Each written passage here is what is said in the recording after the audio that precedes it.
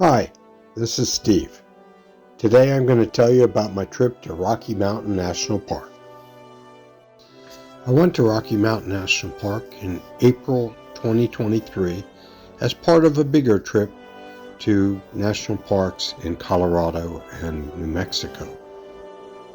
I didn't arrive at Rocky Mountain National Park till late afternoon as I had driven up from Great Sand Dunes National Park earlier in the day. Although I'd camped in all the other locations, there was still snow on the ground in Rocky Mountain National Park, so in this case I stayed in Estes Park in a hotel. Upon arriving at Rocky Mountain National Park, I stopped at the ranger station and asked where the best places to see wildlife were. They directed me to Sheep Lakes, and I headed over there. When I got there were a few prairie dogs and some ducks in one of the lakes, but other than that, nothing. I searched for a place that I thought moose would likely be, and found a small stream with willows along the side of the stream.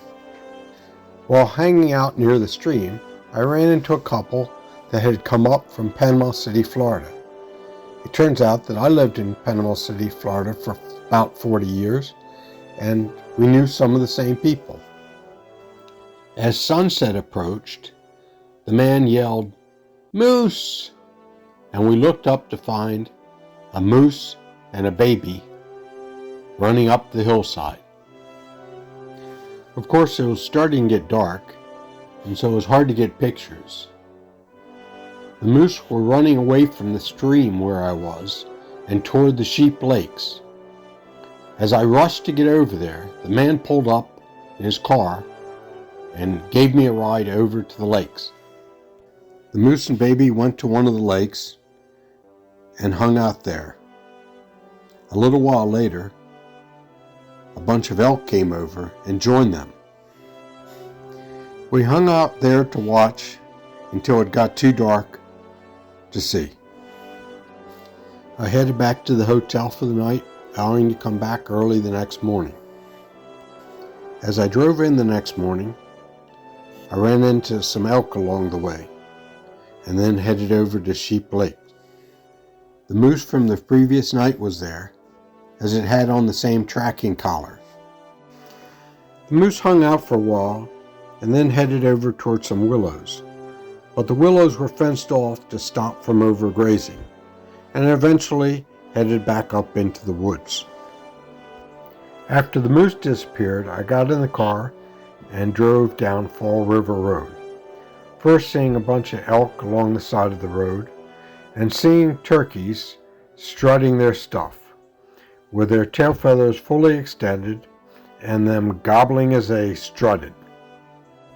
After seeing the turkeys, I drove up Old Fall River Road to the Alluvial Fan area and parked and went walking up the trail. In 1982, a breach in the earthen dam at Long Lake brought down a wall of water that eventually formed into the Alluvial Fan. I couldn't go any further on Old Fall Road because it was closed, so I headed back towards Trail Ridge Road. Near the start of Trail Ridge Road was an old ski resort called Hidden Valley. Although the ski resort closed in 1991, it is still a popular place to sled or tube. Beyond Hidden Valley, Trail Ridge Road was also closed. Many of the roads in Rocky Mountain National Park are closed in the winter. This frequently runs between October and May. Bear Lake Road was open, however, and so I headed down there, made a few stops along the way, and at one of those stops I found a beaver dam, and I decided I would come back later around dusk when the beavers were likely out. A little further down Big Bear Road, I found Sprague Lake. Got out and wandered around the lake. Although the lake was mostly frozen, there were ducks along the lake, and there was even somebody fly fishing in the lake. Sprague Lake had some beautiful views of the mountains, and the snow was getting increasingly deeper as I went up Big Bear Road. I continued up the road until I came to Big Bear Lake and parked and went wandering out. As I started to explore at Big Bear Lake, I found that there were several trailheads leading to other lakes. The snow was pretty deep here, and I didn't have the gear to make long hikes in the heavy snow.